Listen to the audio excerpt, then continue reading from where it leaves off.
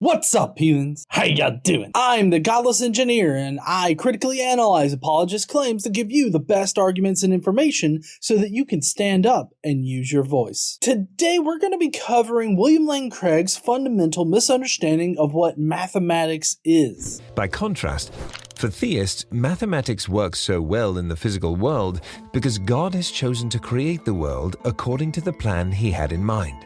Wait. Mathematics was created to describe things that we experience in reality. Mathematics works so well because that's exactly what it was designed to do. Not because God created the world to adhere to mathematics. That is literally putting the cart before the horse. What I think you really mean is that God created everything in an orderly and consistent way so that we could describe it. If you want to find out how hard William Lane Craig works to misunderstand mathematics, then please stay tuned.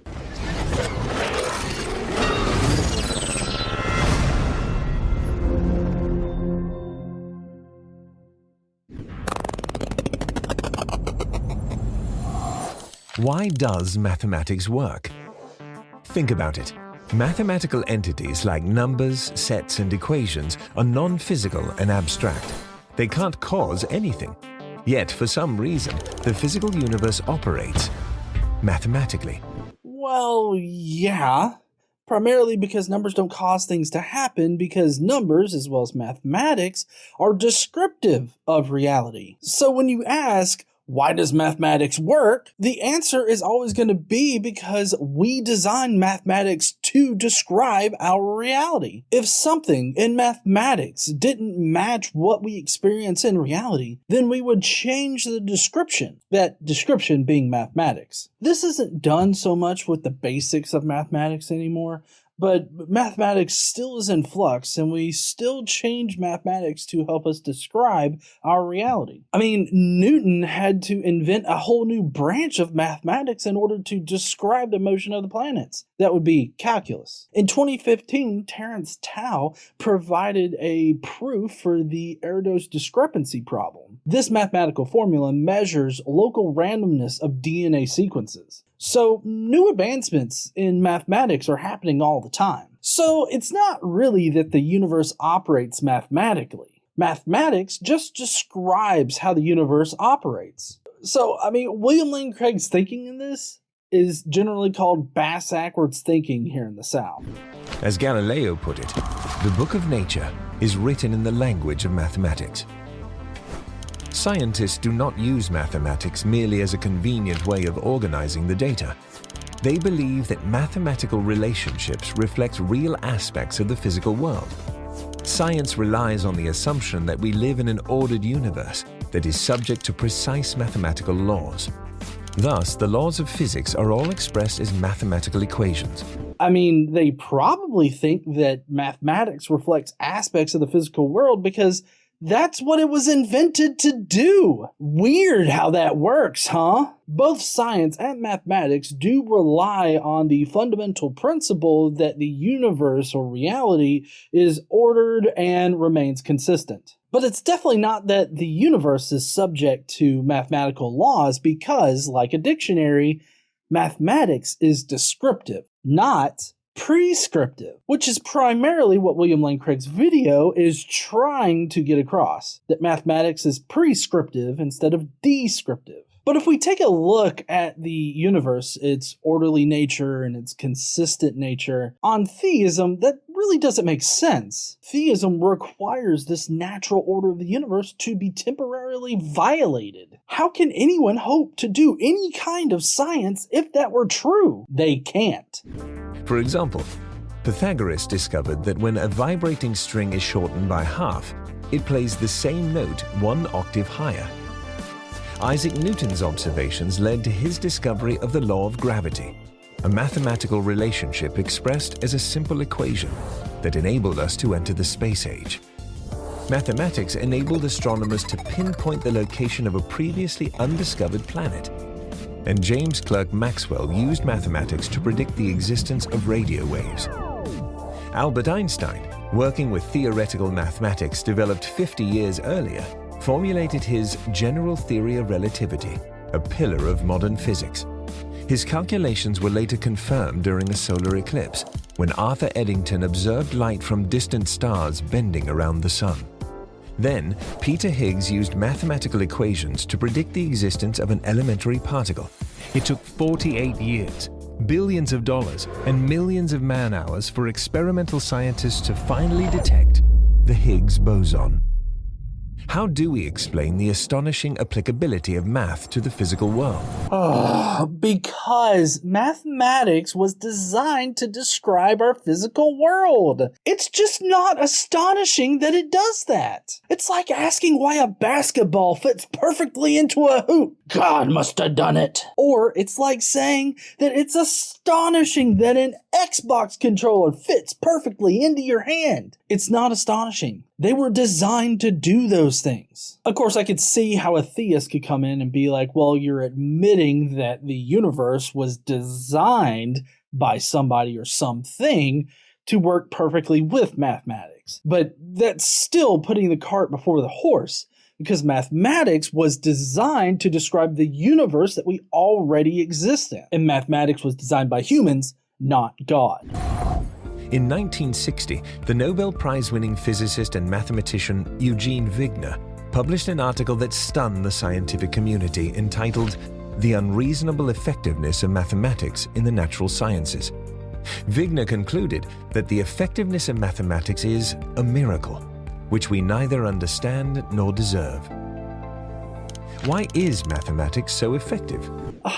God, mathematics is so effective because it was designed to describe our physical reality. What you really mean to ask is, why is reality so consistent? And I agree that Wigner is correct. We don't know why reality is so consistent, but we do know that it seems to be very consistent. Like I've said before in this video, if mathematics fails to describe any aspect of our physical reality, then we change mathematics in order to describe our physical reality. For instance, when scalar values were found to be insufficient to describe forces, we first invented vectors and then tensors so that we could accurately describe forces. Those are human inventions, and those are things that we inserted into mathematics to change mathematics on the whole, so that we can more accurately describe our reality. Again, mathematics is descriptive, not prescriptive, just like dictionaries. Philosophers who address this question fall into two camps. Naturalists, who believe that all that exists concretely is space-time and its physical contents. They exclude supernatural causes. And theists, who believe in a God who created the universe. Naturalists cannot provide a reasonable explanation for why mathematics applies to the physical world. It's just a happy coincidence. But this is no explanation at all.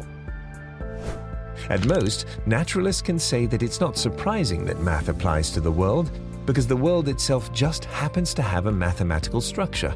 So, of course, mathematics applies to it. No.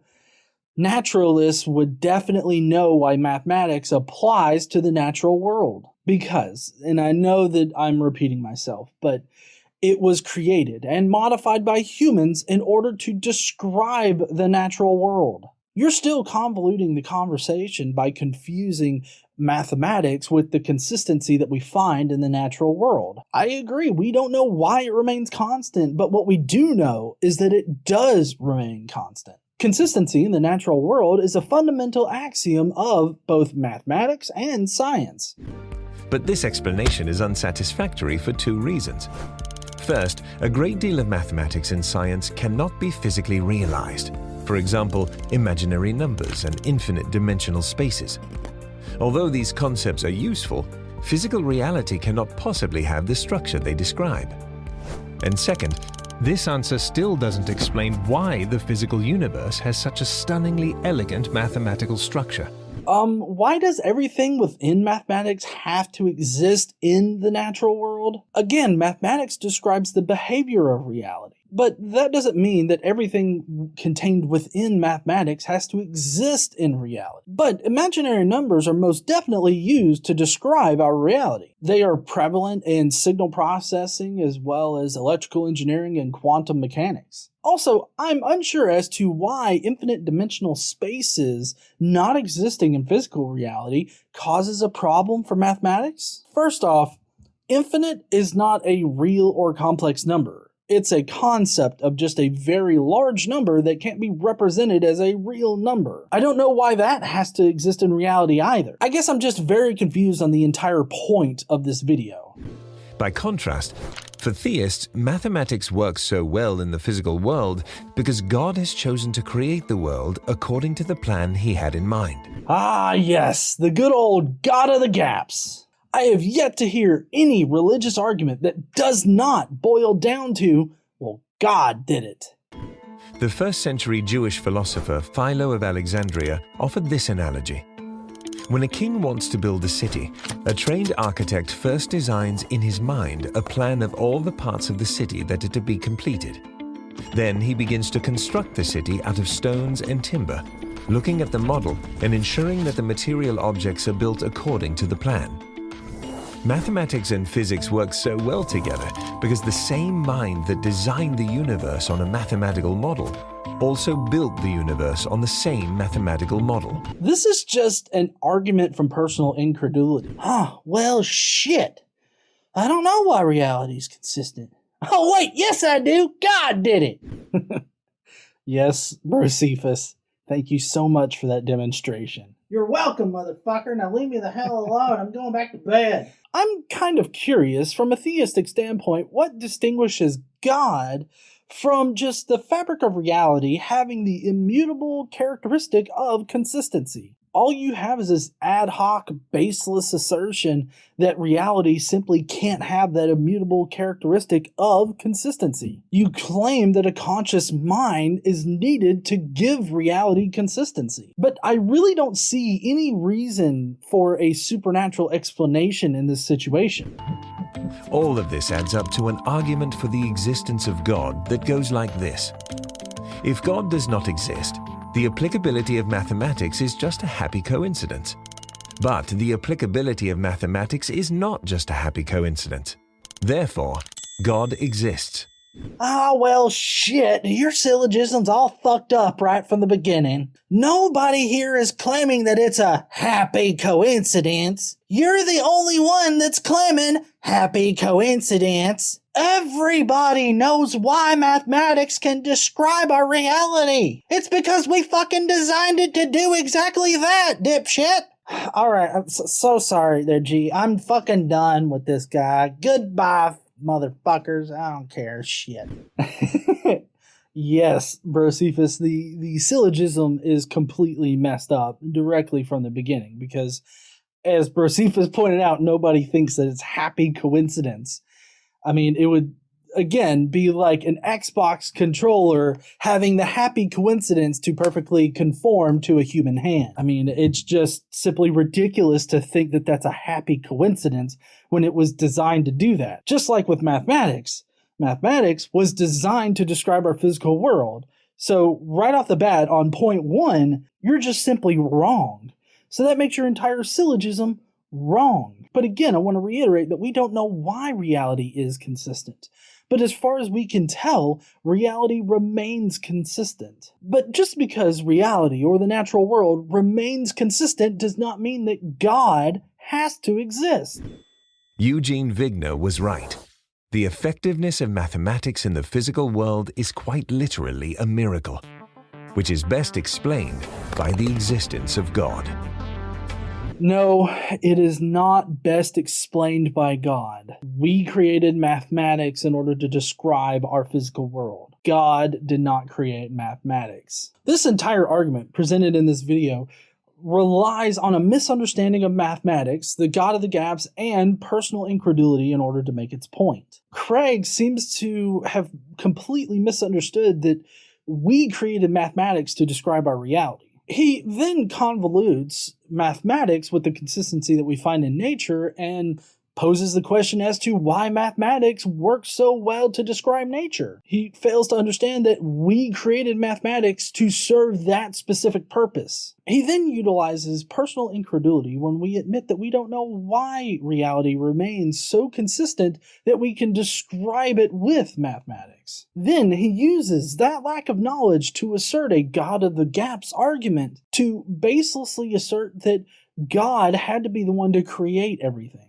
This video is so woefully bad that it's quite embarrassing seeing it come from somebody like William Lane Craig. I mean, William Lane Craig is touted by a lot of apologists out there as being one of the foremost apologists in their field. You would think that William Lane Craig would have the best arguments, but he just doesn't.